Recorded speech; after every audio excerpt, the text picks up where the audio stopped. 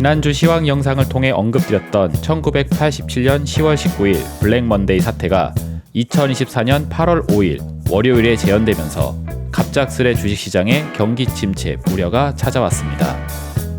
그동안의 주식시장은 아무리 경기 침체 관련 지표들이 등장해 왔음에도 이것은 소프트 랜딩 과정 중에 생기는 작은 소음에 불과하다는 식으로 실업률 증가 및 장단기 금리 역전 현상 등 강력한 불황 징후를 무시해 왔습니다. 그러던 중 지난 며칠 동안 늘상 존재해 왔었던 경기 침체의 우려를 뜬금없이 자극하며 증시 충격을 안기게 되었습니다. 그런데 여기서 흥미로운 사실은 워렌 버핏을 비롯한 투자계의 큰손들은 이런 증시 충격이 다가올 것을 미리 알고 있었다라는 듯이 작년 연말부터 올해 2분기까지 보유 주식의 상당 부분을 이미 매각 처분해 왔다는 것입니다. 가장 극단적인 사례로 엔비디아가 세계 시총 1위로 등극하며 세계에서 가장 가치 있는 기업이란 타이틀을 갖게 되었을 때 엔비디아의 CEO이자 대주주인 젠슨 황은 본인이 보유한 엔비디아 자사주를 대량으로 정리 처분했다는 것입니다. 과연 큰손들의 보유 주식 대량 처분은 어떤 판단과 과정 속에서 발생된 것이며 이 같은 매도 행렬이 초래하게 될 미래는 무엇일까요? 이번 주 시황 방송을 통해 저는 최근 큰손들의 주식시장 엑시트 사태가 뜻하는 의미와 앞으로 주식시장에 미치게 될 영향력에 대해서 알아보고자 합니다.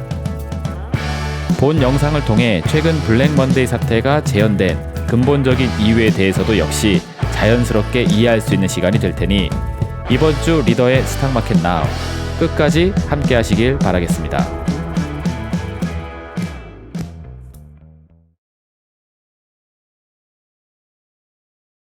자, 반갑습니다. 리더 스탁 정예준입니다. 이번 주 스탁마켓 나우 시간에는 최근 진행된 폭락장 발생 이전에 큰손들의 자금들이 주식시장에서 엑시트를 했다라는 이 부분에 대해서 그 원인과 영향력에 대한 설명을 한번 해보고자 합니다. 자, 그래서 본 방송은 목차를 크게 세 가지로 준비가 됐는데요. 첫 번째로는 이 큰손 세력들의 주식 지분을 어떻게 정리했는지 그 과정과 배경에 대한 부분을 설명해드리는 시간 준비를 했고요. 그리고 두 번째 시간으로는 이들이 보유 지분을 청산하게 된 근본적 이유에 대해서 좀 짚고 넘어가는 시간을 가져보도록 하겠습니다. 자, 그래서 이 1번과 2번 과정이 잘 이해가 되시게 되면은 앞으로에 대한 증시 영향력에 대해서 살펴볼 수 있으니 오늘 방송도 1부서부터 끝까지 천천히 잘 따라와 보시길 바라도록 하겠습니다. 자, 오늘 방송의 첫 번째 시간은 큰손 자금들의 주식 지분 정리, 보유 주식 청산이 갖는 그 의미에 대해서 알아보는 시간 갖도록 하겠습니다. 자, 다음 화면으로 바로 넘어가서요. 버크셔 해서웨이, 워렌 버핏 회사 사례서부터 한번 살펴보도록 하겠습니다. 방송 인트로에서 보셨다시피 워렌 버핏이 지난 연말서부터 올해 2분기까지 버크셔 해서웨이를 통해서 투자한 기업들의 주식들을 대량으로 처분해 왔다라는 소식 확인하셨을 겁니다. 자, 이게 어떻게 된 일인지에 대한 부분을 설명해 드리면은 일단은 이 버크셔 해서웨이라는 이 워렌 버핏의 회사에 대해서 먼저 짚고 넘어가야 됩니다. 자, 이 회사는 투자 지주 회사예요.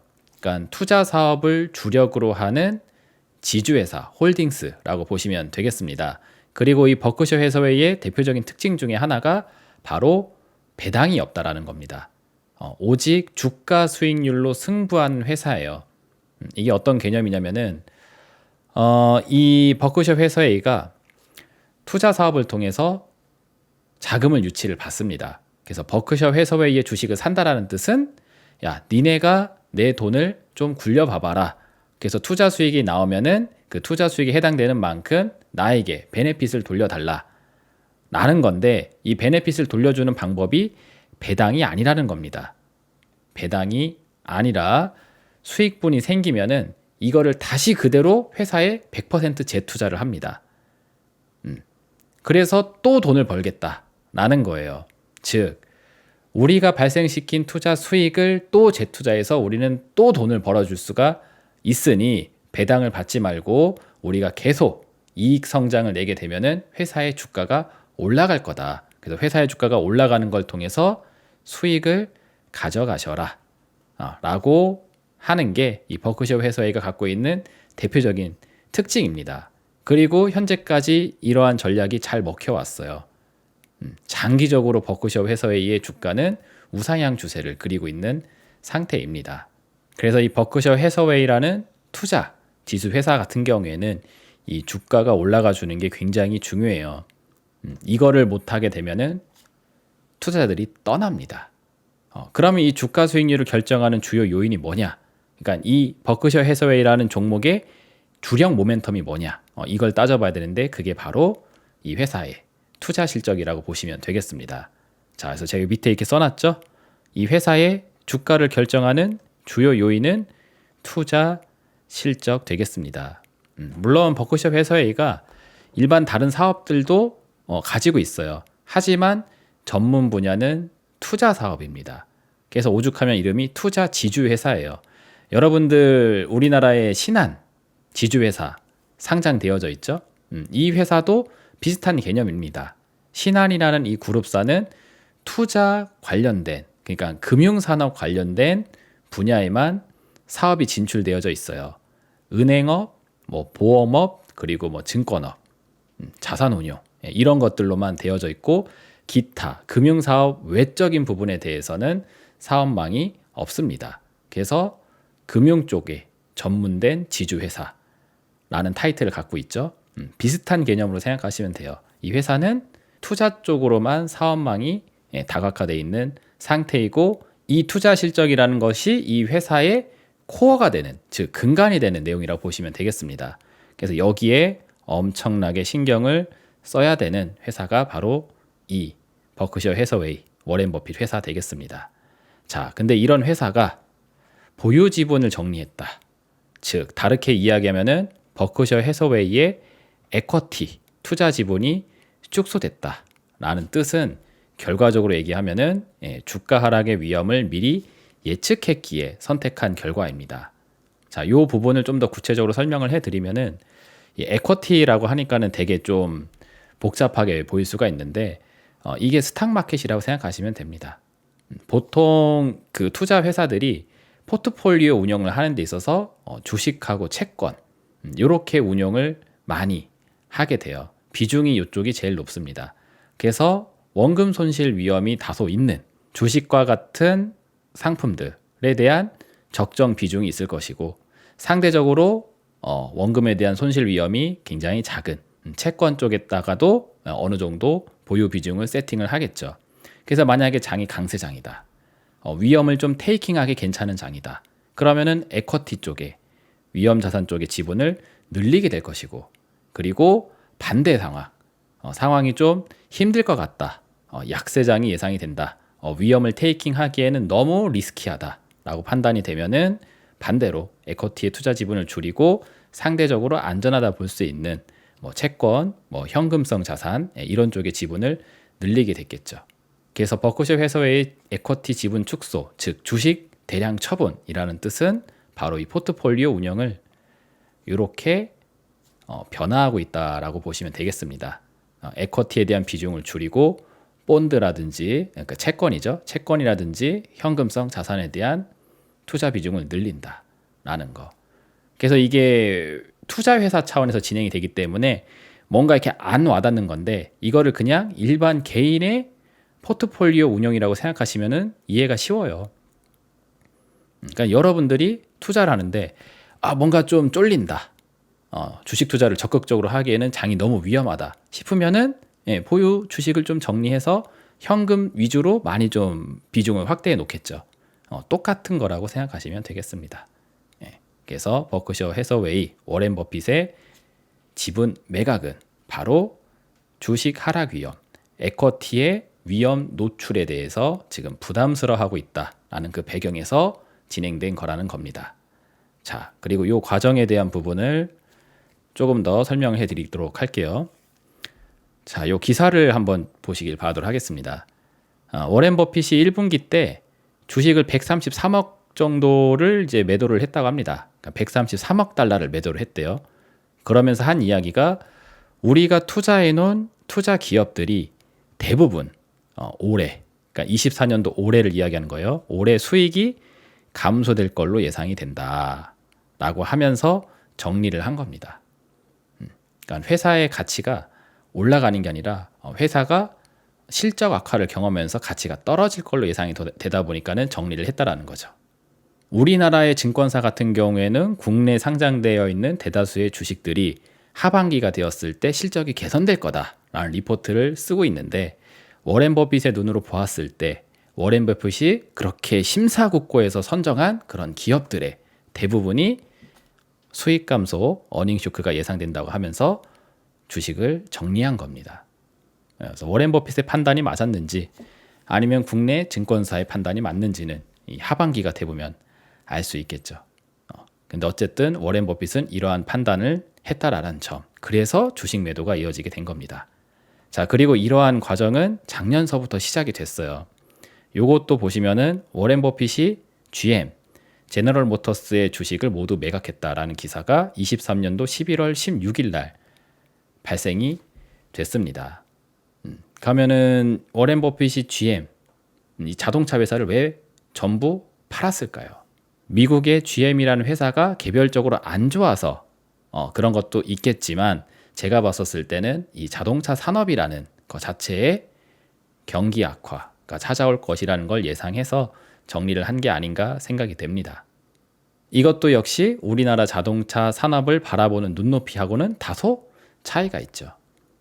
우리나라는 맨날 뉴스 열어보면은 현대차의 제네시스가 그렇게 잘 팔리고, 실적이 뭐 역대 실적이 나오고 있고, 앞으로 전기차가 더 많이 팔리고 뭐 북미 시장에 진출해서 잘 될 거다라는 이야기가 나오는데, 그런 현대차의 약진에 GM이 밀려서 가치가 떨어진 건지 모르겠으나, 아무튼 워렌 버핏은 작년에 이미 주식을 모두 매각했다고 합니다.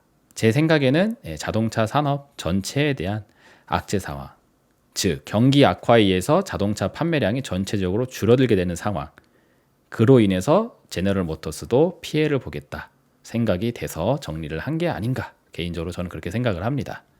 자, 그리고 여기 보시면은 3분기, 그러니까 작년 3분기를 이야기하는 겁니다. 버핏이 작년 3분기에 주식을 팔고 현금 보유를 늘렸다.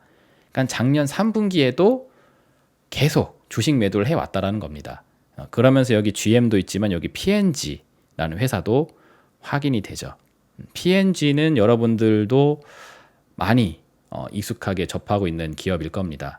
우리나라 버전으로 이야기하면은 약간 LG생활건강 같은 느낌. 그래서 뭐 세제라든지 뭐 이런 거 판매하는 회사.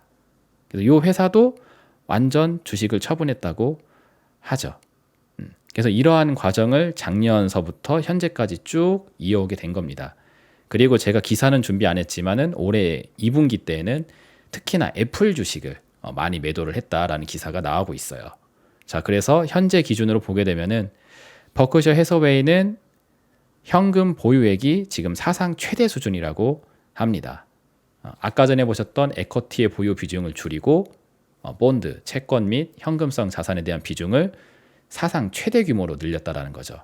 왜 그럴까요? 그만큼 지금 시장이 위험에 많이 노출돼 있다.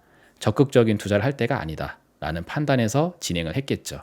이게 언제부터? 지금이 아닙니다. 작년 3분기서부터 현재까지. 특히나 작년 11월서부터 이러한 과정들이 많이 나오게 됐어요.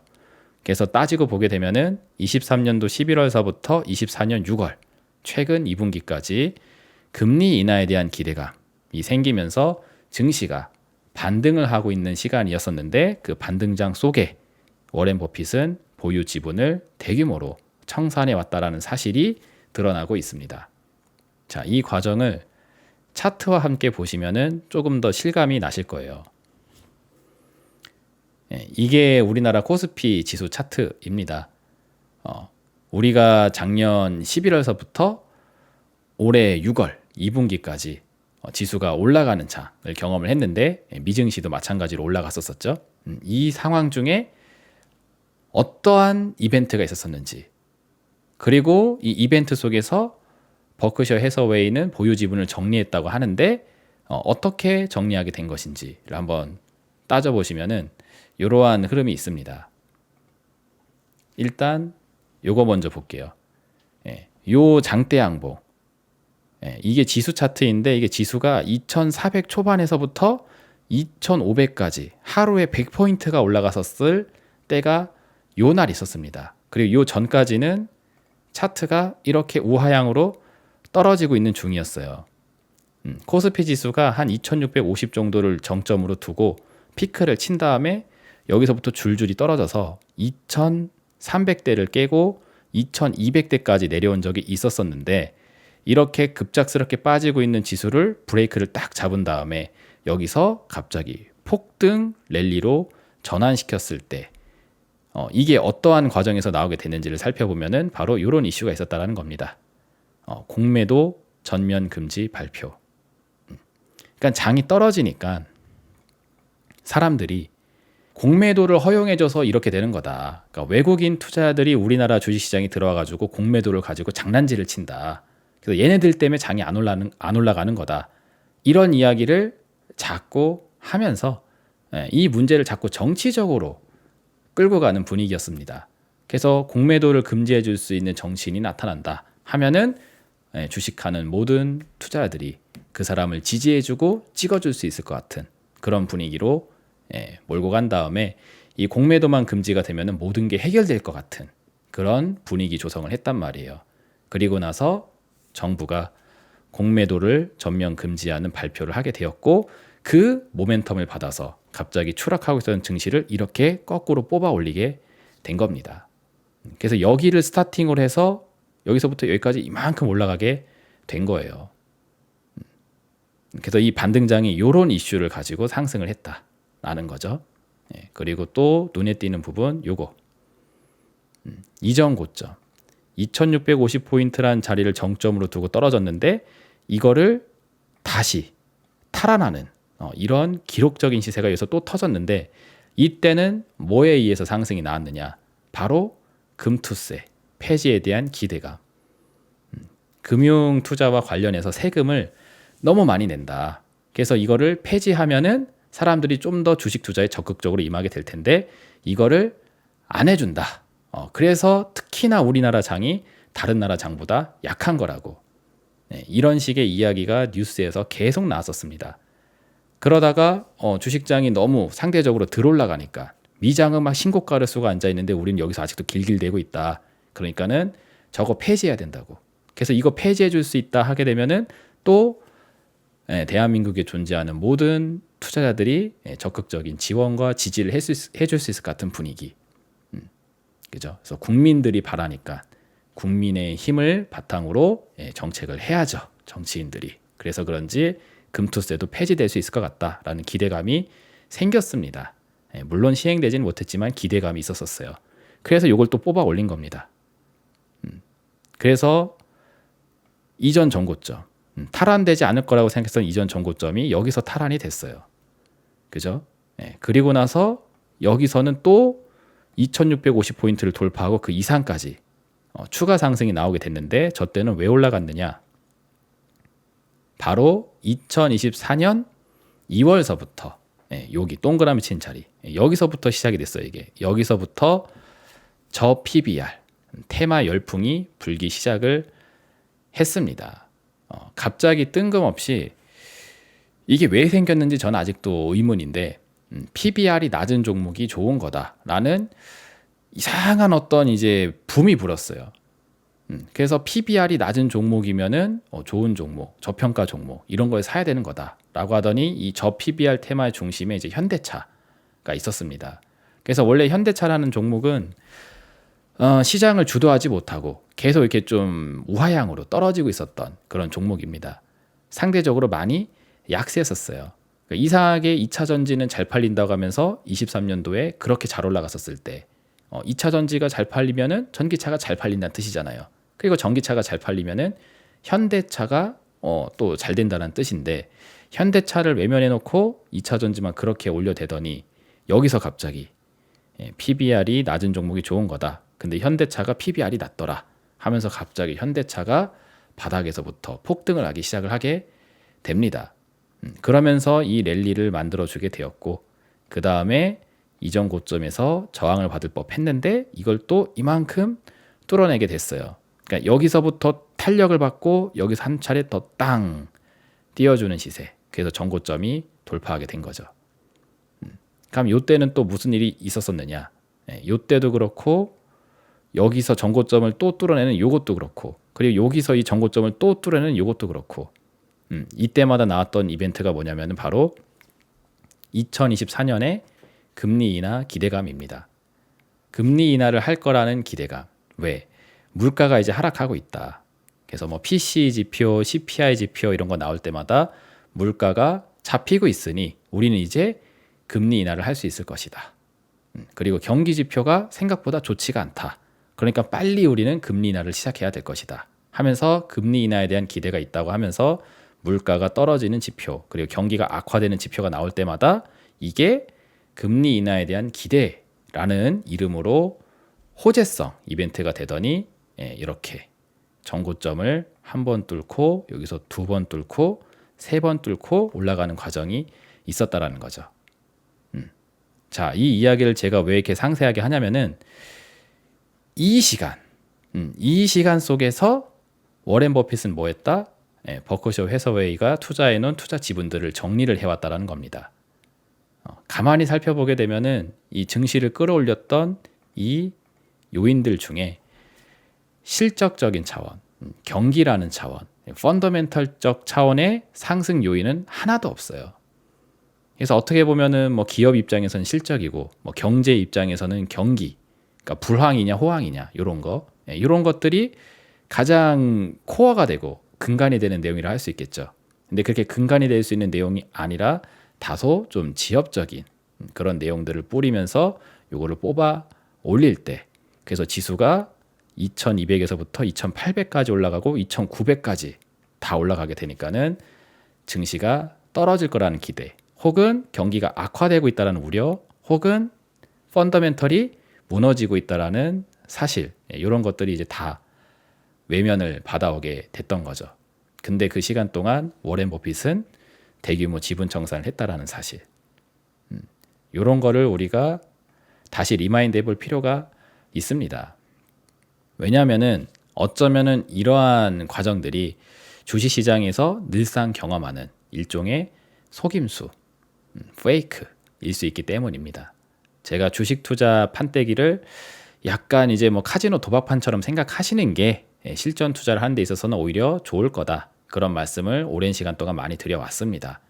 판타지를 갖지 말라고, 호구를 앉혀놓고 떼어먹는 곳이 이런 곳이라고 생각하시는 게 실전 투자를 하는 데 있어서는 더 도움이 될 거다.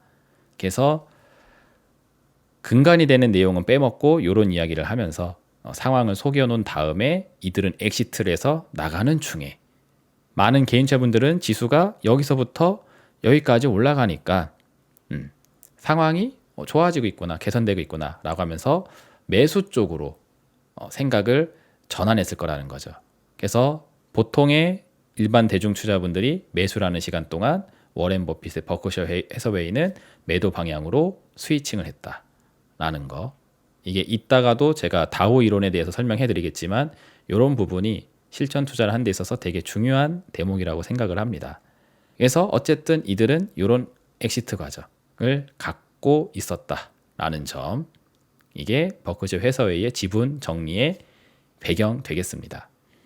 자, 그럼 이어서 엔비디아 사례를 보도록 할 텐데, 엔비디아 같은 경우에는 이 젠슨 황이라는 CEO가 보유 지분을 정리한 거로 기사가 지금 많이 나오고 있어요. 그래서 제가 준비한 화면이 바로 이겁니다. 젠슨 황이라는 사람이 엔비디아라는 회사 속에서 어느 정도의 지분을 갖고 있는지에 대한 지분율을 좀 보여드릴 텐데, 제가 요거를 검색했었을 당시에는 지분율이 3.5% 수준이라고 합니다. 그래서 위에 보면은 여기 뭐 뱅가드 그룹, 그리고 뭐 피델리티 매니지먼트, 그리고 뭐 블랙록, 이런 투자 전문 회사들이 또 목격이 되고 있어요. 그래서 이들이 지분율이 더 높습니다. 물론 이들은 개인이 아니고 투자 기관으로서 지분을 갖고 있기 때문에 회사 차원의 지분이죠. 개인 차원의 지분이 아니라. 그래서 이거를 젠슨 황하고 비교하기에는 좀 차이가 있지만 그래도 어쨌든 요것도 하나의 주체라고 볼 수가 있어요. 그래서 이들하고 비교를 한번 해보게 되면은 지분율이 그렇게 높지는 않습니다. 물론 금액으로 따지면은 엄청 높은 금액이 되겠죠. 시총이 뭐 세계에서 거의 뭐 1등 수준이라고 하니까 세계 1등 수준의 시총을 갖고 있는 회사의 3.5% 지분이면은 야, 이거 뭐 그쵸, 금액으로 따지면 엄청나겠죠. 하지만 지분율로 따지면은 최대 주주는 아닙니다. 가장 높은 지분율은 아니란 말이에요. 제가 왜 이 부분을 강조를 해드리냐면은 엔비디아의 어쩌면은 실질적인 주인이라 할 수 있는 사람이 CEO인 창업주인 이 젠슨 황이라고 할 수 있겠죠. 근데 이 사람이 보유한 지분을 팔게 되면은 이 지분율이 떨어집니다.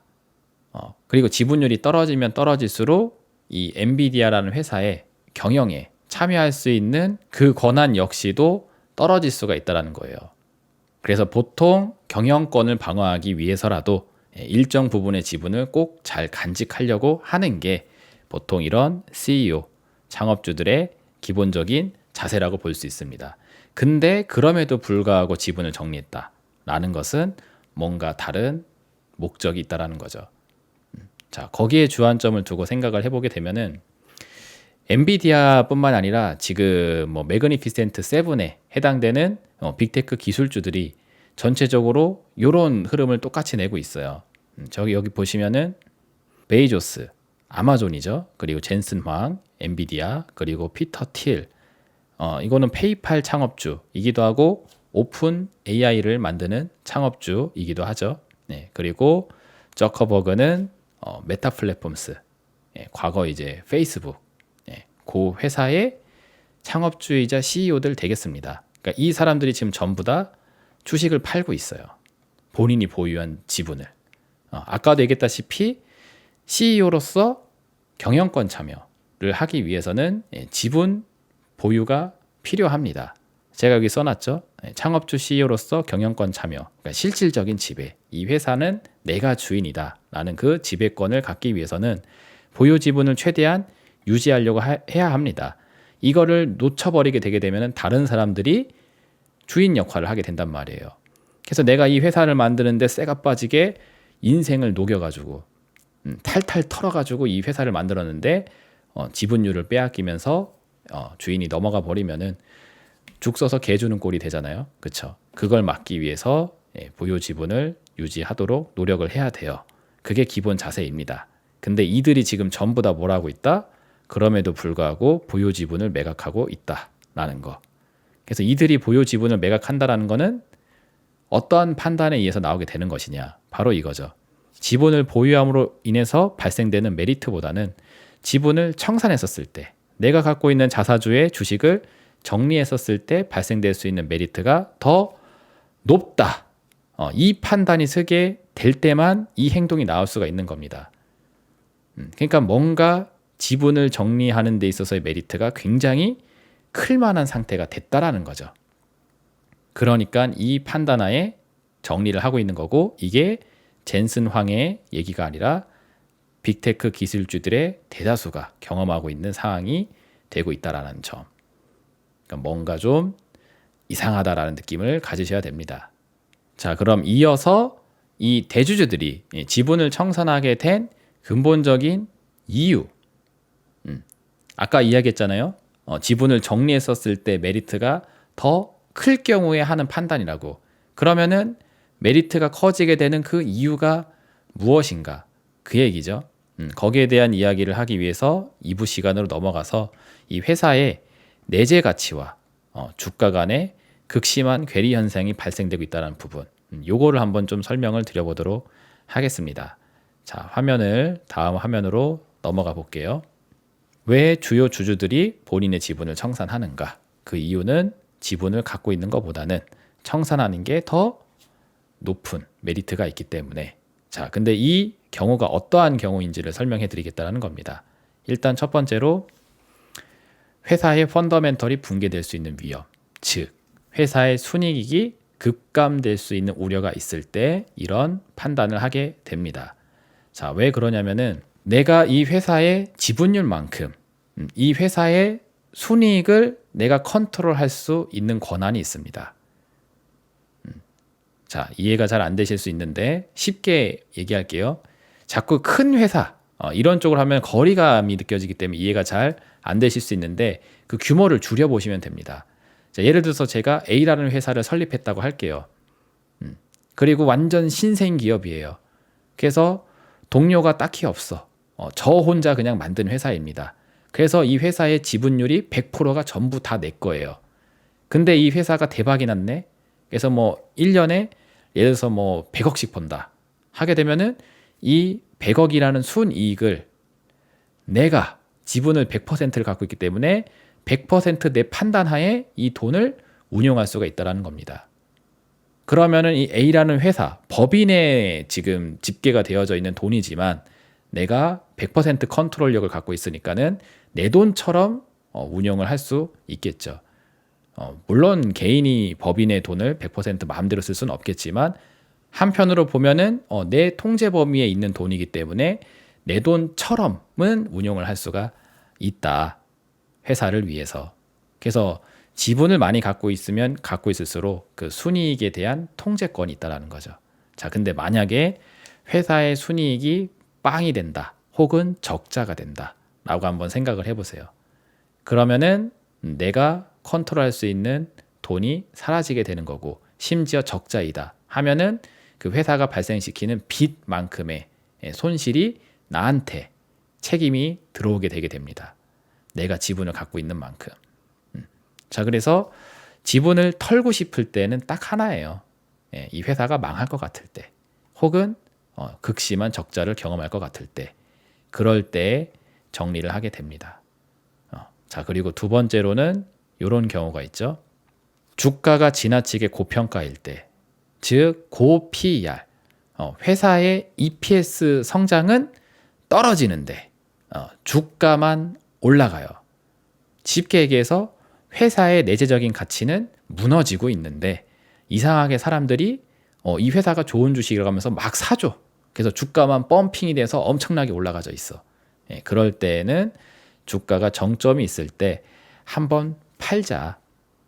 내가 갖고 있는 이 지분 평생 가져갈 거 아니라면은 이렇게 주가가 많이 뛰어졌을 때 한번 정리하자라는 심리가 요럴 때 생긴다라는 거죠. 요럴 때. 회사가 멀쩡하면은 아무리 주가가 올라가도 정리할 생각을 안 해요. 왜? 아까 이야기했잖아요. 순이익의 지분율만큼 내 컨트롤권에 들어오게 된다고. 거의 그걸 내 돈처럼 쓸 수가 있다라고 한번 생각을 해보자고요. 그래서 주가가 많이 올라가도 순이익이 계속 증가한다. 그래서 내가 통제할 수 있는 돈이 높아진다. 그러면 굳이 팔 필요가 없단 말이에요. 근데 1번 순이익이 급감해서 지분을 갖고 있어봤자 피해만 생길 것 같아요. 근데 주가는 개폭등 되어져 있는 상태. 그래서 팔면은 이익이 많이 생긴다는 거죠. 내가 회사를 처음 설립할 때 액면가 500원으로 주식시장을 설립을 했어요. 예를 들어서. 근데 이 회사의 주가가 5만 원이 됐네. 그러면 액면가 내가 원래 500원이었는데 한 주당 이게 5만 원이 됐으니 100배가 된 거잖아요.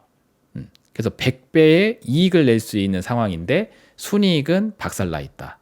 그래서 지분을 갖고 있어봤자 손해만 난다. 그럴 때에는 땡큐죠.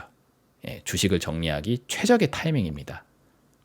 자, 그래서 이게 한 방향으로만 움직이는 게 아니라 이게 두 가지가 같이 움직이게 되는 경우, 그럴 때 지분 청산의 메리트가 급격하게 올라가게 된다라고 볼 수 있습니다. 그래서 세 번째가 바로 이거예요. 1번의 이유와 2번의 이유로 두 가지가 같이 들어오게 되었을 때 강력한 엑시트 욕구가 발생하게 됩니다. 어차피 지분 갖고 있어봤자 이득이 안 되는데 주가는 엄청 떠 있어가지고 정리하면은 차익을 엄청나게 볼 수 있다. 그럴 때 터는 거죠. 자, 요거에 대한 대표적인 사례를 좀 말씀드리자면은 저는 남북경협주 사례를 많이 설명을 합니다. 2018년도 당시에 우리나라가 한반도 운전자론 이런 거 얘기하면서 통일이 임박됐다라는 이야기가 있었어요. 판문점 회담하고 하면서 여기 사진 보이시죠? 이전 정권을 뭔가 탓하려고 하는 이야기는 전혀 아닙니다. 당시에 문재인 전 대통령 시절 때 진짜 우리나라가 통일이 될 것만 같은 그런 분위기로 여론을 형성해서 정말 뉴스만 보면은 한 6개월에서 1년 안에 우리가 북한을 방문할 수 있을 것 같은 그런 분위기가 진행이 됐었습니다. 그래서 주식시장에서는 남북경협주 이쪽 테마가 엄청나게 흥행을 했었어요. 그래서 심지어 통일펀드라는 게 증권사에서 판매가 됐었습니다.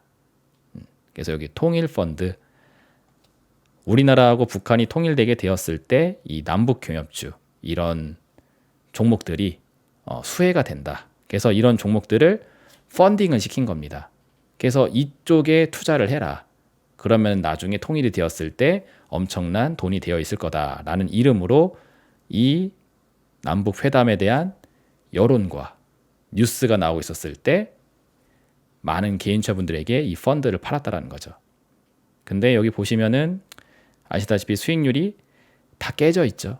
이 분위기가 들어왔었을 때 이미 주가는 정점을 치고 떨어지고 있는 중이었습니다. 그리고 재미난 게 이 남북경협주가 뛰어 올랐을 때 이 남북경협주 회사의 임원들은 엑시트를 했어요. 보유 지분을 정리를 했다라는 거죠. 그러니까 남북이 진짜로 통일을 해서 이 남북경협주들이 실제로 수혜가 되는 게 맞다라면은 앞으로 돈을 엄청나게 벌어내게 될 텐데 그럴 회사를 임원들이 왜 정리를 하냐는 거죠. 더 갖고 있으려고 안 다닐 텐데. 근데 이 남북경협주라는 테마가 뜨게 되면서 임원들은 엑시트를 했다. 이 뜻은 뭡니까? 똑같아요. 실질적으로는 이 회사가 순이익이 급감할 우려가 있어요. 남북이 통일이 돼서 수혜가 되는 게 아니라 회사가 오늘 내일 하고 있었던 상태라는 거죠. 그래서 순이익이 급감될 우려가 있는데 테마가 생기면서 사람들이 사주니까 주가는 올라가줘요. 그러니까는 이제 주가 정점 발생하게 되죠. 그러니 임원들 입장에서는 최적의 엑시트 타이밍이죠. 회사는 오늘 내일 하는데 주가만 떠주니까. 그러면서 펀드까지 만들어서 개인 투자분들이 이걸 사러 들어와 주네. 그럼 나는 털고 나가기가 제일 좋죠. 그들한테 물량을 넘기고 나는 나가버리면 되니까. 이런 과정에서 나오는 게 임원들의 혹은 대주주들의 지분 매도라고 볼 수 있겠습니다. 뭐 항상 이런 메커니즘으로 진행되는 게 아니지만 대체적으로 이런 경우가 많다라는 거죠. 빅테크 기술주들의 창업주들 혹은 CEO들이 지금 지분을 정리하는 것은 제가 보는 입장에선 이런 근본적인 이유를 갖고 있다라고 생각을 합니다. 자, 지금까지 한 이야기가 또 한편으로는 다소 또 이제 제 개인적인 생각, 좀 음모론적인 생각으로 좀 보일 수 있을 것 같기도 합니다. 그래서 이번에는 투자 이론적 관점에서 좀 더 메이저한 시각으로 이 상황을 좀 설명을 해드려 보도록 할게요. 밸류에이션이라고 해서 우리가 가치평가라는 걸 하게 될 때 PER이라는 지표를 많이 쓰게 됩니다. 이거는 뭐 여러분들 너무나 잘 아실 거예요.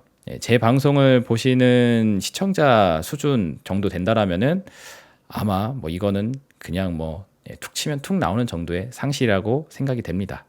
그래도 간단하게만 이야기하면은 EPS하고 프라이스를 비교를 하는 거죠. 그래서 EPS는 주당 순이익. 내가 갖고 있는 이 주식 한 주가 이 회사의 순이익으로 비교했었을 때 어느 정도의 액면 가치를 가지는가 해서 회사의 순이익을 주식 수량으로 나눠본 개념이 EPS이죠. 그래서 이게 약간 내재 가치를 상징하는 지표라고 할 수 있겠고, 그리고 프라이스는 시장에서 거래되는 가격, 즉 주가이죠, 주가. 그래서 이 회사의 내재 가치랑 시장 가치를 비교하는 겁니다. 만약에 이 회사의 내재적인 가치를 따졌을 때 한 주당 5,000원 정도의 가치는 갖는 걸로 분석이 되는데, 만약에 시장에서 이거를 5만 원에 판매가 되고 있다. 그러면은 10배를 뻥 튀겨서 팔고 있는 거죠. 그럼 PER은 10배라고 계산이 되게 되고, 10배 정도 뻥 튀기해서 판매가 되는 것은 비교적 저평가 국면이라고 이야기해요. 그러니까 주식은 기본적으로 액면 가치, 이 내재 가치 대비해서 거품이 많이 껴 있습니다. 10배 정도의 거품은 일반적이라고 볼 수 있고, 뭐 20배, 30배 이 정도도 소소한 정도예요. 근데 50배 이상, 막 100배 이 정도까지 계산이 된다. 액면 가치가 5,000원인데 50만 원에 판매가 된다. 한 주당. 그러면은 이제 그거는 상당히 이제 고평가다라고 이야기를 하게 되죠. 자, 여기서 이제 중요한 게 뭐냐면은 아까 전에 얘기했다시피 대주주들이 지분을 정리하게 된 베이스가 뭐다? PER이 너무 높다고 판단했기 때문에, 다르게 이야기하면은 회사의 펀더멘털이 무너지는, 즉 순이익이 급감될 걸로 예상되기 때문에, 그리고 회사의 실적 대비 주가만 지나치게 높다고 판단이 됐었을 때, 그때 이제 나간다고 말씀해 드렸잖아요. 그거를 PER 개념으로 생각하면은 시장은 엄청나게 주가가 높아져 있는데, EPS, 이 회사의 내재 가치는 급격하게 박살나 있을 때, 그때 털고 나간다. 그 개념이 요거입니다. 그래서 EPS는 떨어지고 프라이스만 엄청나게 올라가져 있는 상태. 이때는 PER이 고퍼가 되게 되죠. 그죠? 이럴 때 나간다고요.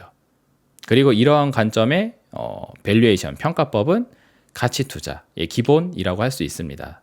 제가 밑에다 이렇게 써놨는데, 이 PER이라는 지표를 활용해서 이 회사가 갖고 있는 주식의 실질적인 가치가 저평가인지 고평가인지를 판단하는 이 밸류에이션 평가 방법은 워렌 버핏이라는 이 투자의 대가, 가치 투자를 대표하는 이 투자의 대가 워렌 버핏을 상징하는 가장 기초적인 이론이라고 볼 수가 있습니다.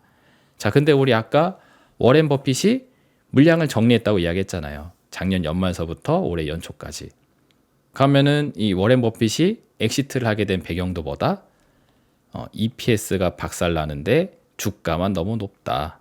그래서 나는 셀, 정리한다.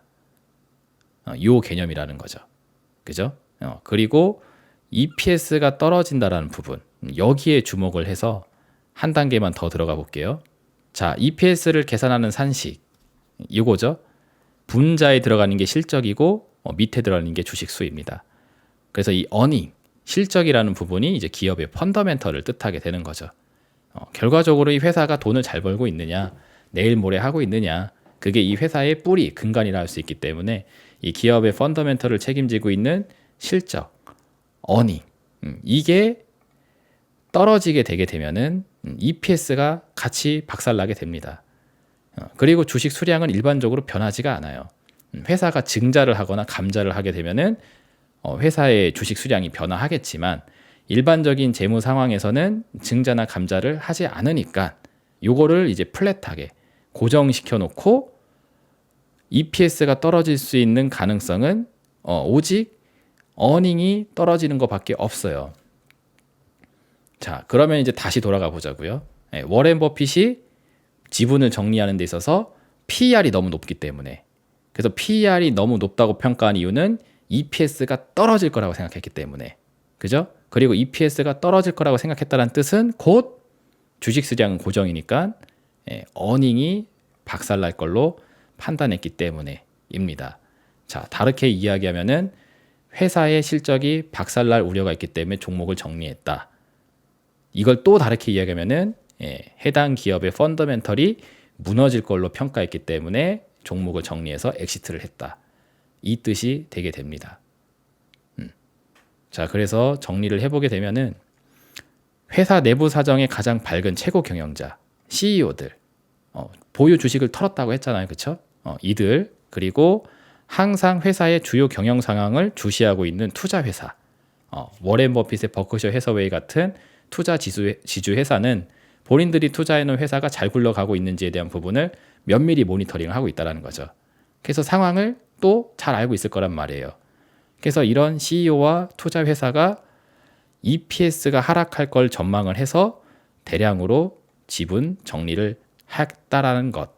이게 최근에 있었던 큰 손들의 엑시트의 근본적인 이유이고, 이 상황이 갖는 엄중함이 얼마나 딥한지 이번 설명을 통해서 확실히 이해가 되셨을 거라고 생각이 됩니다. 자, 여기까지 오셨으면 이제 마지막으로 요거 한번 가보도록 할게요. 다오 이론이라는 것이 있습니다.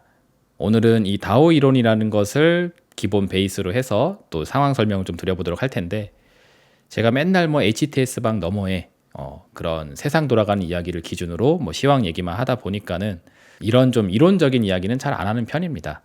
근데 현재 큰 손들의 주식시장 엑시트라는 상황을 설명하는데 가장 좀 적합하게 이해시킬 수 있는 내용이지 않을까 싶어서 이걸 한번 좀 설명드리고 가도록 할게요. 다오 이론에서 이런 이야기가 있습니다. 강세장과 약세장이 이렇게 사이클을 이렇게 계속 돌아가게 되는데 투자 주체를 이제 전문가 영역과 일반 투자자 영역으로 나눠서 설명을 하는 이론이에요. 자, 그래서 우리 일부 시간에 워렌 버핏이 주식을 정리했었던 그 시간 동안 차트를 제가 보여드렸었죠. 코스피 주가지수가 2300에서부터 2800까지 올라가는 과정 속에서 많은 일반 투자자들은 열심히 주식을 사느냐고 매수를 했겠지만 워렌 버핏은 그 시간 동안 엑시트를 했다. 지분을 대량으로 정리했다라는 사실. 그거를 생각해 보게 되면은 지금 우리가 경험하고 있는 국면이 이 3국면 혹은 이 4국면 정도에 해당이 될 수 있습니다. 워렌 버핏이라는 사람을 전문가 영역으로 놓을 수 있잖아요. 저 같은 사람은 이제 방구석 쌉개미 일반 투자자이지만 그분들은 전문 투자 영역이라고 생각할 수 있지 않겠습니까? 그래서 그들은 팔았고 물론 저는 매수는 안 했지만 저 같은 일반 투자자들은 매수를 했다라고 하잖아요. 그러면 여기 전문가가 매도를 하고 일반인이 매수를 한 영역은 3국면과 4국면입니다. 그럼 여기가 어디냐? 과열 분산 구간이에요. 그러니까 사이클로 설명하면은 이렇게 올랐다가 정점을 치고 어깨가 꺾이는 요 지점. 그리고 요 지점이 지나게 되면 나오게 되는 게 이제 공포 영역과 침체 영역입니다. 그래서 화살표는 이렇게 시계 방향으로 돌아가도록 되어져 있어요. 그래서 지금 우리가 3, 4국면을 경험하고 있는 게 맞다라면은 앞으로 공포장과 침체장이 기다리고 있다라는 거죠. 그리고 전문가들은 이 영역이 오기 전에 미리 엑시트를 해서 정리를 해놨다라는 개념이 되는 겁니다. 이 이야기를 왜 하냐면은 주식 거래라는 거는 쌍방 거래 형성 시 매매가 체결되는 원리가 있어요. 그래서 제가 예전서부터 많이 했었던 이야기인데 여러분들이 혹시 주식 투자를 통해서 손실을 봤다라면은 그 여러분들의 손실액만큼 누군가는 반드시 수익을 봤다라는 뜻입니다. 내가 만약에 주식을 사서 고점에 물렸다라면은 누군가는 그 고점에서 주식을 팔았다라는 뜻이거든요. 그 사람이 익절을 한 만큼 나는 그 물량을 받은 셈이 되게 됩니다. 왜냐하면 거래는 혼자 하는 게 아니라 매수자와 매도자의 만남에 의해서 체결이 되는 거니까 우리 이 가격 10,000원이면 10,000원, 뭐 5,000원이면 5,000원 이 가격에서 나는 팔게, 그래 나는 살게 해서 쌍방이 만나게 되었을 때 체결이 일어나게 되는 거예요.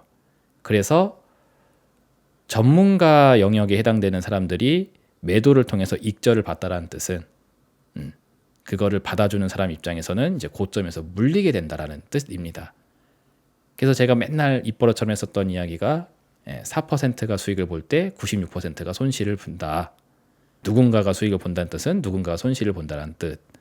누군가는 손실을 본다는 뜻은 누군가는 수익을 본다는 뜻. 그러니까 이게 전쟁 같은 거죠. 엄청난 경쟁인 거죠. 그래서 누군가가 나의 말을 들어주지 않는다. 상관없어요. 내가 만약에 수익을 볼 사람이라면 그 사람들이 손실을 봐줄 거거든. 그리고 내가 투자 활동을 통해서 손실을 봤다라는 것은 내 투자금이 누군가에게 들어갔구나, 헌납이 됐구나. 약간 좀 열받는 일입니다. 그렇기 때문에 내가 당하지 않기 위해서는 어쩌면 상대방을 그렇죠. 속이기도 해야 되고 그리고 상대방의 속임수를 내가 당하지 않아야 되고 해야 됩니다. 그러니까 항상 의심병에 걸린 채로 살아야 되는 게 이 판때기라고 볼 수 있어요. 그러니 이제 고독할 수밖에 없죠. 믿을 사람도 없고. 그래서 이게 사실 투자 활동이라는 게 정신 건강에 그렇게 좋지는 않은 거라고 생각을 합니다. 자, 어쨌든 얘기가 좀 길어졌는데 아무튼 이 거래는 쌍방에서 이루어지게 되는 거다라는 점. 자, 그래서 수익자와 손실자의 상황을 분리시켜서 이해를 해야 됩니다. 즉 누군가가 수익을 볼 수 있는 자리에서 매수를 한다. 그러니까 매집, 저가권에서 매집을 한다. 이게 여기 1국면. 1국면에 되었을 때 전문가 영역에 해당되는 사람들, 그러니까 수익을 볼 수 있는 사람들은 매수를 하는데 이 국면에서 일반인들은 매도를 한다라는 거죠. 그래서 손실을 보는 사람들은 여기서 매도, 즉 손절 정리를 하게 된다. 그래서 이들이 손절한 물량이 이 수익자에게 매집 물량으로 이제 넘어가게 된다라는 거죠. 그래서 이게 보통 어디서 발생하느냐? 저가권, 침체가 끝났어요. 침체가 끝나서 이제 상승으로 넘어가는 그 초입 단계. 여기입니다. 여기서 수익을 보는 사람들은 매집을 하지만 손실을 보는 사람들은 손절을 한다라는 거. 그래서 보통 저가권에서 많이 발생하는 거래입니다. 그리고 이어서 수익자. 수익을 보는 사람이 매도를 한다. 수익을 보는 사람들이 매도를 한다는 뜻은 손절이 아니에요. 익절이죠, 익절. 수익권에서 매도 정리를 하는 거니까. 그래서 이들이 익절을 한다는 뜻은 누군가에게 그 물량을 넘겼다라는 거죠. 그래서 매수를 보는 사람, 이 고점에서 매수를 하는 사람은 손실을 보는 사람, 즉 상투를 잡는 사람이 되게 됩니다. 그래서 이러한 거래 형태는 고가권에서 발생하는 거래 형태라고 볼 수 있어요. 그래서 여기가 여기에 해당되는 고가권에 해당되는 내용이고, 여기가 저가권에 해당되는 내용입니다. 그리고 수익을 보는 자는 전문가, 전문인, 그리고 손실을 보는 자는 일반 투자자라는 거죠. 그래서 이렇게 수익을 보는 자는 전문인, 손실을 보는 자는 일반인. 근데 워렌 버핏 같은 사람은 수익을 보는 전문인이다라고 볼 수 있겠죠.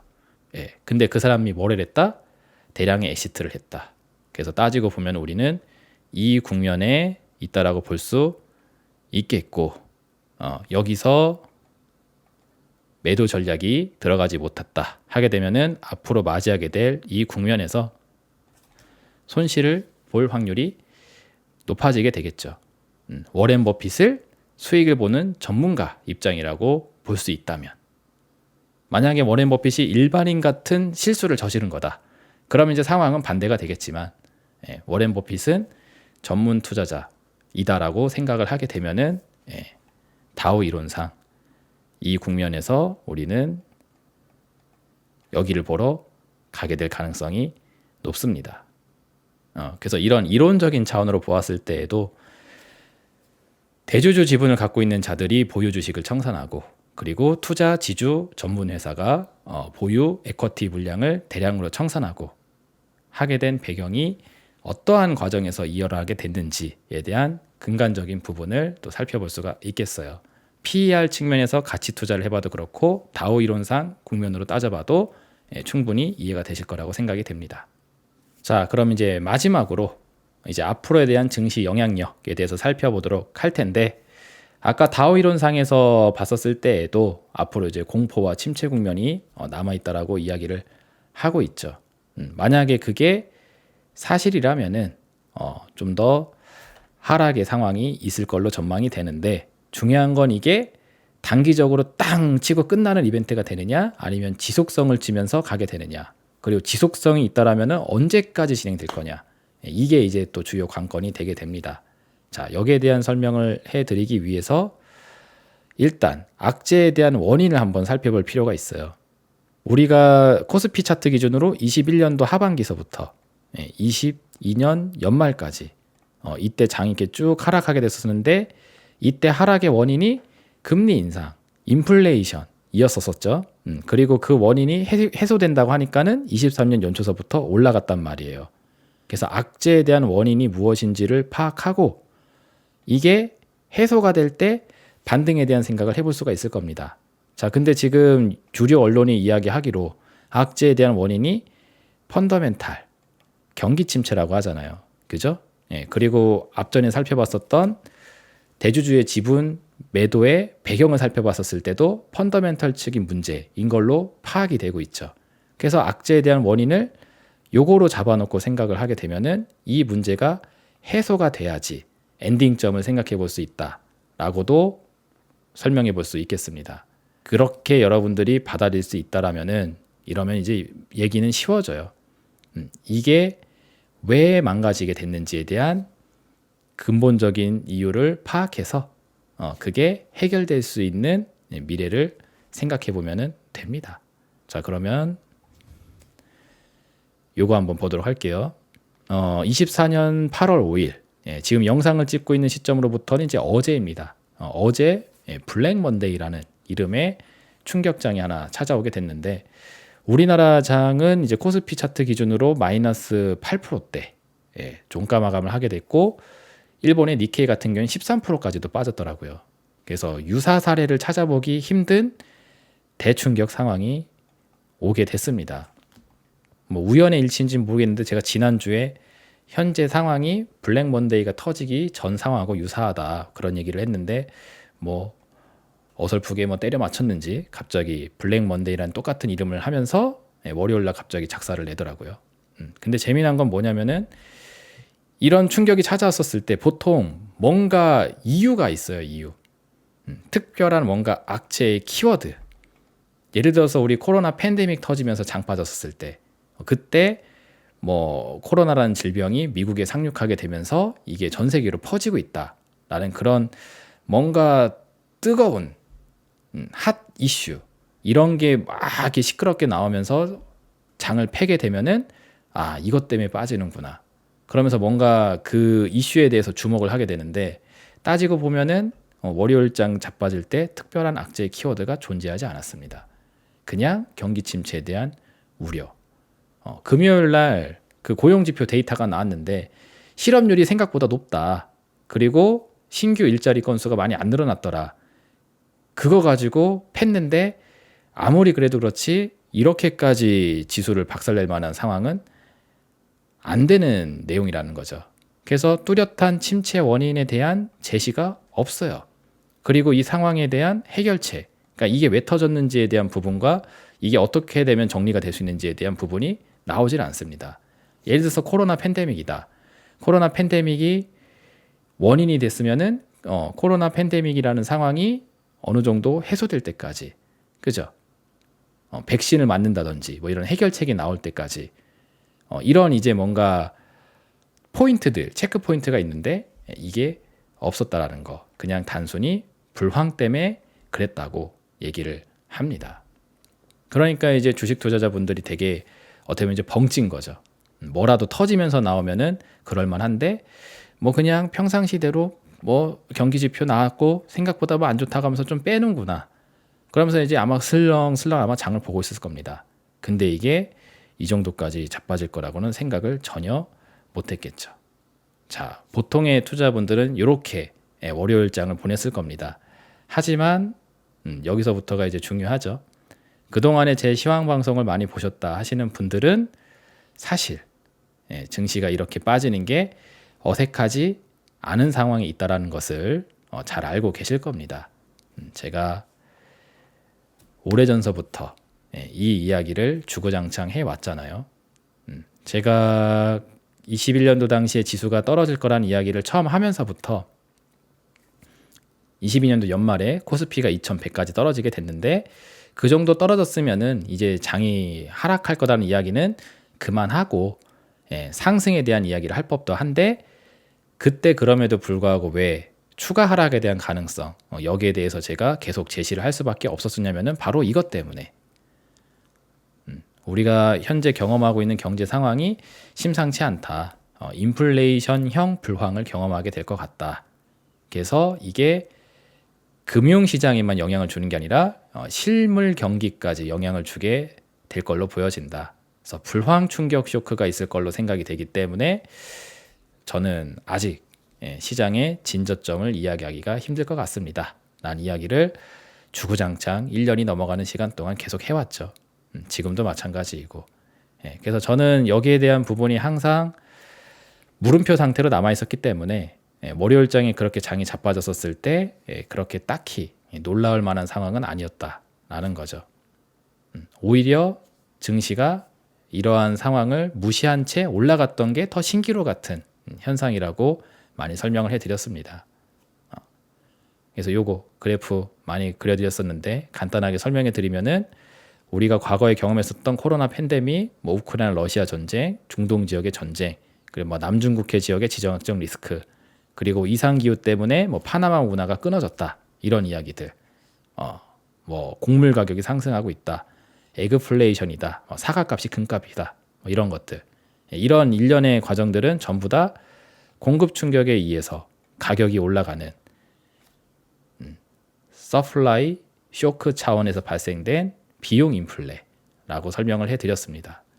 그죠? 그리고 이렇게 올라간 물가를 잡겠다고 한다는 짓이 긴축 통화 정책, 고금리 정책. 그래서 고금리 정책을 하면은 수요가 떨어지게 되면서 디맨드 컨브를 끌어내리게 되고 이렇게 만들어지는 균형점. 이 과정 속에서 우리는 물가가 올랐다가 떨어지게 되는데 이 과정에서 이 Q값, 그죠? 이게 계속 줄어들게 된다. 그래서 원래 경제의 규모가 이만했었던 사이즈가 이 일련의 과정을 거치면서 이렇게 경제 규모가 쪼그라들게 되는 상황. 그래서 요 네모칸으로 쪼그라드는 경제 규모 축소. 이게 바로 리세션, 인플레이션형 불황이다. 그래서 우리는 이 과정으로 가는 걸로 보여진다. 그래서 물가가 정점을 치고 떨어지게 될 때 많은 사람들은 이게 호재라고 하겠지만 내가 봤을 땐 이건 악재로 보여진다. 그런 이야기를 많이 해드려 왔습니다. 그게 이제 만약에 작용이 돼서 장이 하락한 거다 라면은 그쵸, 블랙먼데이의 쇼크는 어색함이 없어요. 일반적인 상황이라고 볼 수 있습니다. 자, 이게 제가 말씀드렸던 시황의 근간적인 기준이고 3년이라는 시간 동안 계속 주장하고 있는 내용인데 이것에 의해서 장이 떨어지기 시작한 게 맞다라면은 물론 주류 언론에서는 뭐 특별한 이슈를 설명하지 않지만 이게 정답이 맞다라면은 그렇다면 이 문제가 해결이 돼야 돼요. 최대한 상황을 쉽게 이해하시길 바라도록 하겠습니다. 문제의 원인이 이거다. 그럼 이게 해결되면 됩니다. 자, 그럼 이게 해결될 수 있을 만한 상황인지를 봐야 되겠죠. 문제의 원인은 공급 충격과 수요 충격입니다. 자, 근데 이게 해결될 만한 상황에 있는지를 한번 살펴보게 되면은 딱히 그렇지가 않아요. 자, 일단 지정학적 리스크 차원으로 보았을 때 지금 계속 문제가 지속성을 띠고 있는 상태이고 해소가 되지 않고 있습니다. 특히나 이제 중동 지역 이야기 먼저 해드리면은 이번에 그 하마스의 수장으로 앉아 있는 그 양반이 이란에 있다가 포격을 당해서 사망을 했다고 하죠. 이란의 대통령이 새로 들어왔거든요. 그래서 그 이란의 새로운 대통령을 만나러 접견하는 과정 중에 이스라엘이 이란을 향해서 공격을 하게 됐는데 하필 그 공격에 의해서 그 하마스 수장이 죽음을 당했다, 사망을 했다라고 합니다. 그래서 이란이 거기에 대해서 약간 분노를 하고 있는 상태이죠. 손님을 초대를 했는데 초대한 손님이 사고에서 죽은 거예요. 쉽게 얘기하면은. 그리고 사고를 일으킨 주범은 이스라엘이고 그러다 보니까 이란이 조만간 이스라엘 본토를 직접 공격하겠다라고 하고 있는 상태입니다. 그래서 미국이 이스라엘을 방어해주기 위해서 국가안보 회의를 소집하고 있는 상태. 자, 그래서 여기 키워드가 이란, 이스라엘, 미국입니다. 지난 시간 동안 시황 영상을 꾸준히 보셨다라면은 시나리오가 완성되는구나라는 생각을 해볼 수가 있겠죠. 이스라엘 하마스 전쟁은 이란으로 귀결되게 될 거라고 제가 분명 처음 이 전쟁이 생겼을 때 설명을 해드렸습니다. 이란이란 나라가 중동 지역 내 중국하고의 브릿지 역할을 하고 있는 상태이다. 그리고 미국이 중국을 주요 공격 대상으로 생각하고 있는 게 맞다라면은 이란하고 중국 간의 이 연결, 브릿지를 끊어놓는 작업부터 하게 될 텐데 그러려면은 이란을 전쟁의 무대로 초대하게 될 거라고. 그래서 그렇게 이란이 전쟁의 무대로 초대가 되게 되면은 거기서 미국이 중동 지역 내에 적극적으로 개입을 할 가능성이 높습니다. 그리고 만약에 이러한 일련의 과정이 실제로 일어나게 된다라면은 미국이 중국을 주적으로 두고 있다는 사실 역시도 맞아떨어지게 될 거다. 그런 관점에서 중동 전쟁 이야기를 해드렸어요. 그 상황이 잘 이제 인지가 되신다라면은 옆으로 바로 넘어서 대만 응원 현수막 흔들다 제지를 당했다. 파리 올림픽에서도 양안 갈등. 이런 이야기가 나오고 있다는 사실을 또 주목해 보셔야 되겠습니다. 미국이 여전히 중국을 주적으로 두고 있는 상태이다. 그렇다면은 제가 남중국해 이야기 했었었죠. 중국을 또 전쟁의 무대로 초대를 하게 될 거라고 대만을 빌미로 삼아서 그래서 대만과 중국 간의 양안 갈등이 심해지면 심해질수록 지정학적 리스크가 높아지고 중국으로 하여금 자꾸 바닷길을 통해서 군사적인 행동을 하도록 자꾸 이제 푸싱을 받게 되는 상황이 되게 된다. 이런 이야기도 해드렸었죠. 그래서 대만과 중국 간의 양안 갈등이 고조되고 있다는 것도 지금은 가볍게 보고 있는 내용이지만 앞으로 시간이 지나게 되었을 때 이게 실제 전쟁의 상황으로까지 전이가 될 수 있는 가능성이 꽤 높다고 볼 수 있습니다. 저는 그렇게 생각을 하고 있어요. 그래서 이런 상태입니다. 그래서 지정학적 리스크가 고조된다. 이 뜻은 뭐예요? 국가들이 각자 도생한다. 그 뜻이잖아요. 교류가 끊어진다. 교류가 끊어지면서 공급 차단이 또 생기게 되죠. 우크라이나 러시아 전쟁했었을 때 서유럽 사람들이 자꾸 우크라이나 편드니까는 러시아가 가스줄 잘라버렸잖아요. 그래서 공급망 차단. 그래서 인플레이션. 그리고 중동 지역은 기름 생산하는 지역입니다. 전쟁하느냐고 원유 생산에 차질이 생긴다 하면은 원유 생산 차질에 따른 유가 상승 인플레이션 가능해지게 되죠. 그래서 공급 차단에 의한 인플레이션 상황이 지정학적 리스크에 의해서 계속 유지되고 있는 상태입니다.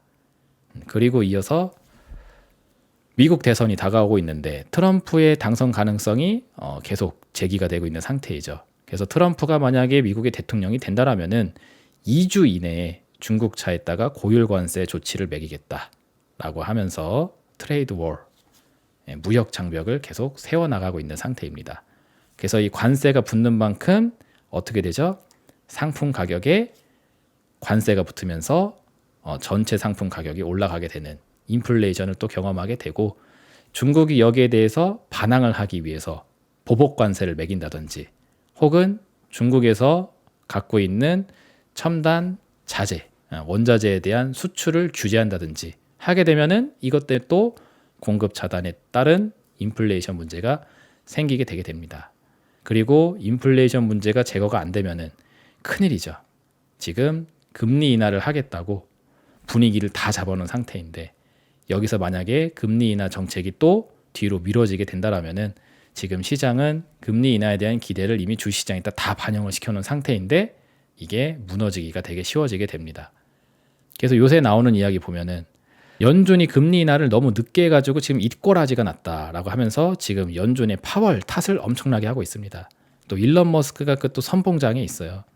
자기 그 트위터 그 계정에다가 금리 인하를 안 하고 계속 버티더니 결국 경기 불황에 대한 우려가 생기지 않았느냐. 그러니까 빨리 금리 인하를 했었어야지 소프트 랜딩을 할 수 있었는데 계속 인플레이션이 높다고 금리 인하 안 하고 버티더니 결국 경기 침체 우려 때문에 지수 작살나고 입꼬라지가 났다. 그래서 금리 인하를 안 한 연준이 어리석다. 이런 이야기를 지금 계속 보도하고 있습니다. 그래서 FOMC 회의까지 기다리지 말자. 9월까지 언제 기다리느냐. 8월 달에 바로 그냥 금리 인하 시작하자고. 혹은 FOMC까지 기다리지도 말자고. 그러니까 정례 회의 때 하지 말고 그냥 긴급 회의를 열어가지고 지금 당장 금리 인하를 하자고. 이런 이야기가 나오고 있어요. 자, 근데 이 이야기의 동전의 양면을 또 봐야 돼요. 자, 이런 푸시에 의해서 연준이 금리 인하를 재빠르게 한다고 한번 해봅시다. 근데 여기서 중요한 거는 이 인플레이션에 대한 불, 그렇죠? 공급 충격에 대한 이 불씨가 제거가 되어 있지 않은 상태예요. 그러니까 이 불씨가 살아있는 상태인데 여기다가 휘발유를 뿌려버리는 금리 인하를 하게 되게 되면은, 그렇죠? 죽은 줄 알았던 인플레이션이 또 귀신같이 살아 돌아올 수가 있다는 이야기입니다. 그게 목격이 되게 되면 이제 대환장 파티로 가는 거죠. 지금 이 시국에 다시 금리를 올려야 될 것 같다. 이 상황이 되게 되면은 경기는 경기대로 작살나고 있는데 금리를 내리는 게 아니라 올려야 된다라는 차원의 하이 인터레스트 레이트가 작동되게 되면은 증시가 도망갈 구멍이 없게 됩니다. 그래서 고금리가 지속되면서 디맨드를 또 떨어뜨리게 되면은 공급 충격 플러스 수요 충격 상황 계속 유지될 수 있게 되겠죠. 그래서 저는 이런 상황 배경이 깔려 있기 때문에 과연 증시가 일찍 정신을 차릴 수 있을 것인가, 그리고 상황이 바뀔 수 있을 만한 그런 무대가 깔리려면은 굉장히 힘들지 않을까, 그런 생각이 듭니다. 왜냐하면 이게 문제가 근본적으로는 여기잖아요. 따지고 보면 이런 거 공급 충격으로 비용 인플레를 시키고 있다라는 거, 이게 문제입니다. 만약에 이게 없다, 그럼 쉬워요.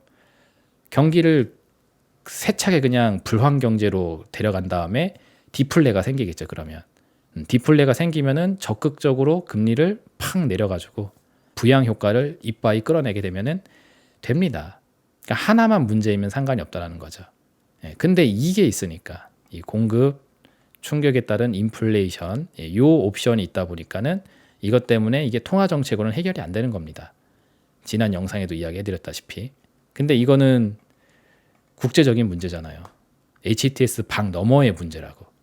그래서 이 HTS 방 너머의 문제가 쉽게 해결이 되지 않는다라면은 근본적인 문제 해결이 되지 않는다라는 것이고, 그래서 HTS 안에 세상이 어떻게 돌아가고 있는지만 보게 되면은 진저점에 대한 파악이 어려울 거라고 저는 생각을 합니다. 그래서 자꾸 이 금융 환경 외 세상 바깥의 상황이 어떻게 돌아가고 있는지에 대해서 제가 많이 설명을 해드리고 있는 거고, 저도 지수에 대한 어떤 찐 저점, 그러니까 상황이 예전하고는 달라졌다라고 할 만한 그 진정한 저점을 파악하는데 집중을 하고 있기 때문에 자꾸 이런 부분에 대해서 체크를 하고 있는 겁니다. 물론 제가 잘 보고 있는 건지는 시간이 지나고 나서 맞추게 되었을 때 또 할 수 있는 이야기겠지만 일단 지금으로서는 그래요. 이렇게 여기까지 이해되셨으면은 이 그래프 보시면서 슬슬 정리를 해보도록 하겠습니다. 자, 지난 시간 동안 현재까지의 흐름을 한번 좀 보게 되면은, 그러니까 반등장 구간을 한번 좀 보게 되면은 이러한 메커니즘으로 설명이 될 것 같아요. 가만히 따지고 보게 되면은 여기 과거서부터 앞으로의 미래까지 시간이 이렇게 쭉 지나고 있는 중에 리세션에 대한 강도, 그러니까 침체 강도는 계속 이렇게 쌓아 올라가고 있었던 중이라고 보여집니다. 왜냐하면 아까 얘기했던 것처럼 21년도서부터 제가 말씀드렸던 그 수요 충격 플러스 공급 충격 상황은 계속 유지가 되어 왔으니까. 근데 그게 적당히 문제가 되어 왔었을 때에는 이걸 소프트 랜딩이라고 표현을 해 왔어요. 연착륙이다. 그러니까 이 정도 비행기가 흔들리는 거는, 이 정도 리세션에 대한 강도가 찾아오는 거는 금리를 올리는 과정에서 충분히 나올 수 있는 정도이다 라고 하면서 걱정하지 말아라 라고 하다가 이 비행기가 흔들리는 이 강도가 일정 수준을 넘어가서 뭔가 비범한 상황으로 흔들리는 게 목격이 되니까 이제 와서 한다는 이야기가 하드랜딩인 것 같다. 이거는 연착륙이 아니라 하드랜딩인 것 같다라는 표현을 하고 있는 거다. 저는 이 상황을 이렇게 보고 있습니다. 근데 이 상태에서 이제 문제가 근본적으로 해결되지 않은 채 시간이 계속 지나가 버리면은 이 불황에 대한 인텐시티, 강도가 점점 더 올라가게 되겠죠.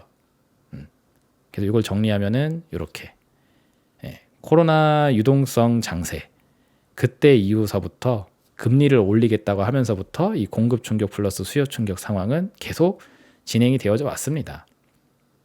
여전해요. 그러니까 블랙 먼데이 때 똑같은 상황인데, 상황은 여전한데 갑자기 불황 충격이 있다고 떨어진 거라고 볼 수 있다는 거죠. 그러니까 여기서 이 단계를 이렇게 넘어가 버리니까 저는 그렇게 보고 있습니다. 그래서 상황은 계속 똑같아 왔는데 이게 넘어가 버리니까는 증시에 대한 관점이 갑자기 달라진 겁니다. 그래서 떨어진 거고.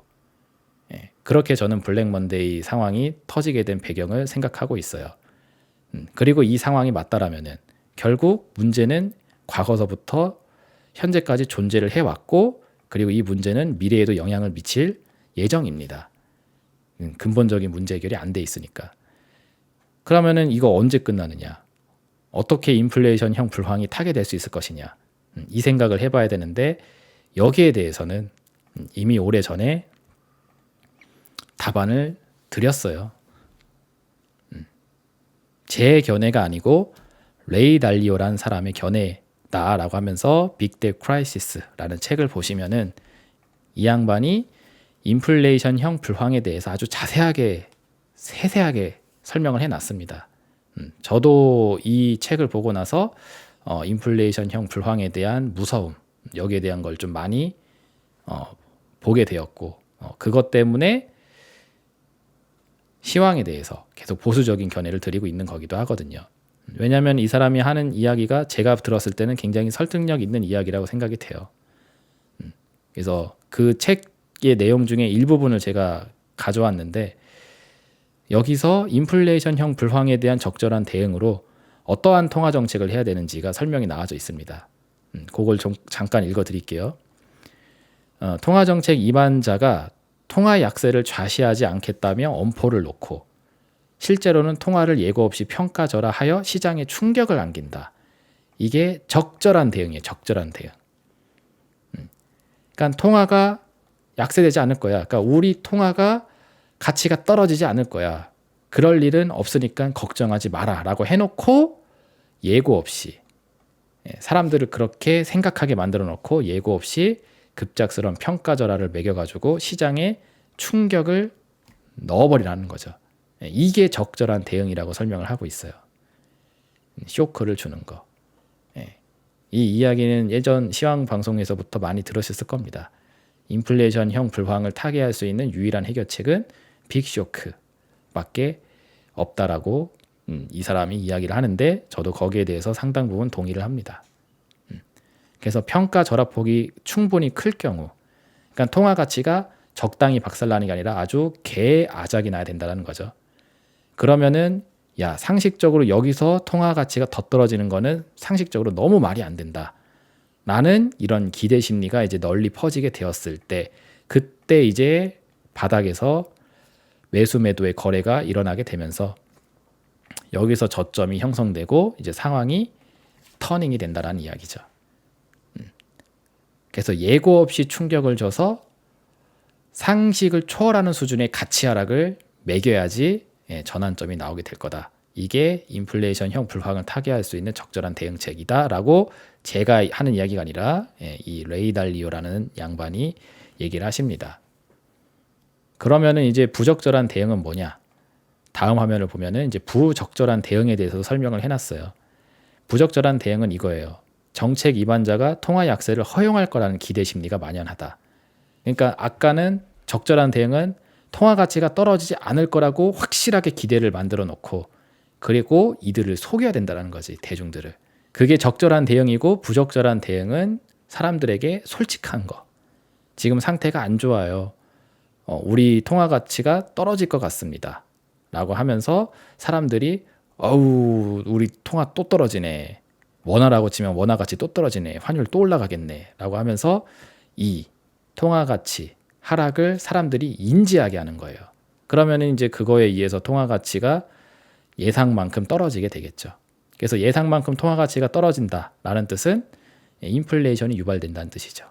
통화 가치 하락은 곧 물가 상승이니까. 새우깡 한 봉지가 1,000원이었는데 화폐 가치가 떨어지면은 2,000원을 줘야지 새우깡 한 봉지 똑같은 걸 먹을 수가 있으니까. 그 뜻은 물가가 상승하는 개념하고 똑같습니다. 그래서 물가가 올라가면 뭐 해야 돼요? 금리 때려 올려야지 뭐 또. 그럼 금리 인상을 또 초래해. 그러면 악순환이 계속 반복이 되는 거죠. 그래서 충격적이지 않은 수준의 통화 약세. 이게 부적절한 대응이라고 하는 겁니다. 솔직한 거. 우리는 지읒된 것 같습니다. 큰일 났습니다. 방법이 없습니다. 라고 하는 게 아니라 무조건 괜찮습니다. 절대로 그럴 일이 일어나지 않을 겁니다. 라고 해놓고 절대로 일어나지 않을 거라는 일이 일어나게 만드는 거. 그게 적절한 대응이라고 하고 솔직하게 하는 것은 부적절한 대응이다라고 하고 있어요. 그래서 인플레이션 기대 심리가 통화 약세에 따라 동반 상승하게 되면서 금리가 또 상승 압력을 받는 이 악순환의 고리가 계속 굴러가게 되게 되면은 멈추지 않는다라는 거죠. 이게 부적절한 대응이라고 합니다.